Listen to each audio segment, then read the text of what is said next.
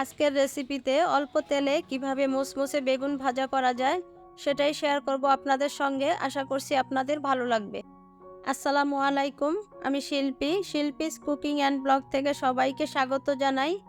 কাছে দূরে যে যেখান থেকে আমার ভিডিওটি দেখছেন, আশা করি ভালো আছেন। আজকের বেগুন ভাজির জন্য আমি বড় সাইজের দুটো বেগুন নিয়েছি। বেগুন দুটো আমি একটু মোটা করে পিস করে কেটে নিয়েছি। এরপর ধুয়ে ভালোভাবে পানি ঝরিয়ে এখন একটা প্লেটে নিয়ে নিচ্ছি।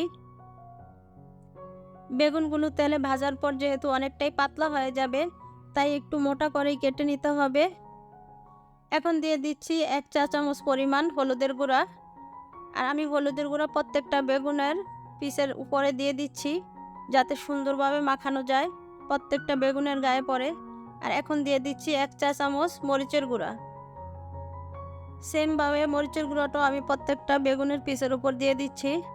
আর এখন দিয়ে দিচ্ছি স্বাদ মতো লবণ। লবণটা দেওয়া হয়ে গেলে আমি দিয়ে দিচ্ছি 1.5 টেবিল চামচ পরিমাণ চালের গুঁড়া। চালের গুঁড়াটা দিয়ে বেগুনটাকে খুব ভালোভাবে মশলার সাথে মাখিয়ে নেব।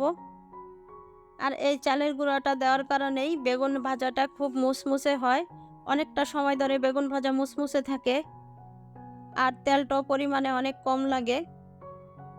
এখন মশলার সাথে বেগুনটাকে খুব ভালোভাবে মাখিয়ে নিচ্ছি আমি।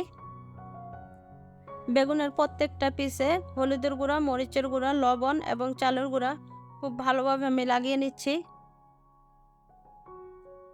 তো প্রতিদিনের মতোই বলছি, আমার ভিডিওটির কোনো অংশ যদি আপনার ভালো লেগে যায় তাহলে প্লিজ ভিডিওটিতে একটি লাইক দিয়ে দিবেন। আর আপনি যদি আমার চ্যানেলে নতুন হয়ে থাকেন তাহলে চ্যানেলটিকে সাবস্ক্রাইব করতে ভুলবেন না। ভিডিওটি যদি আপনি ফেসবুক থেকে দেখেন তাহলে পেজটি ফলো দিয়ে রাখতে পারেন। আর আপনি যদি কাজটি করে দিয়ে থাকেন তাহলে আপনাকে অসংখ্য ধন্যবাদ।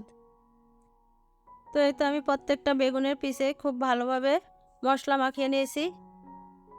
এখন আমি এই বেগুনের পিসগুলো ভেজে দেখিয়ে দিচ্ছি যে কত অল্প তেলেই বেগুন ভাজি করা সম্ভব। নর্মালি আমরা বেগুন ভাজি করতে গেলে পরিমাণে তেলটা একটু বেশি লাগে, এভাবে বেগুন ভাজি করলে তেলটা পরিমাণে অনেক কম লাগে। তো আমি এখন ফ্রাই প্যানে তেল দিয়ে দিয়েছি, আর তেলটা গরম হলে তারপর আমি বেগুনগুলো দিয়ে দিব এক এক করে। তো এখানে আমি কতটুকু তেল দিয়েছি আপনারা হয়তো লক্ষ্য করেছেন। এই তেলে আমি সব কটা বেগুন ভেজে নেব। এই বেগুন ভাজিটা চুলার মিডিয়াম আঁচেই করে নিতে হবে, চুলার আঁচটা কমানো যাবে না। চুলার আঁচটা কমিয়ে দিলে বেগুন ভাজিটা আরও তেল বেশি চুষে নেবে। তো এই তো আমি বেগুনের পিসগুলো দিয়ে দিয়েছি। তো আমার এক সাইড হয়ে গেলে আমি আরেক সাইডও উল্টিয়ে তারপরে ভেজে নেব। তো আমি আরেক পাশটা উল্টিয়ে দিচ্ছি।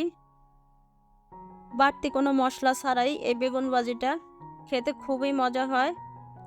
এই বেগুন ভাজিটা আপনারা একবার হলেও বাসায় ট্রাই করে দেখবেন, আশা করছি আপনাদেরও ভালো লাগবে।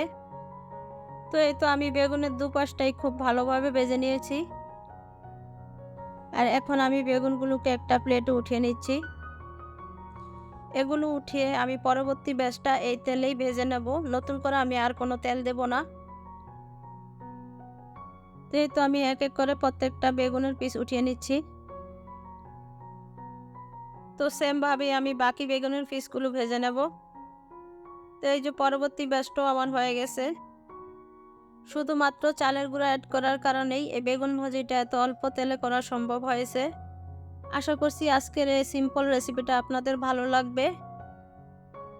আর এই তো এখন আমি এই ব্যাচটাও উঠিয়ে নিচ্ছি। তো আজ এই পর্যন্তই, দেখা হবে নতুন কোনো ভিডিও নিয়ে। সে পর্যন্ত সবাই ভালো থাকবেন, সুস্থ থাকবেন। আল্লাহ হাফেজ, আসসালামু আলাইকুম।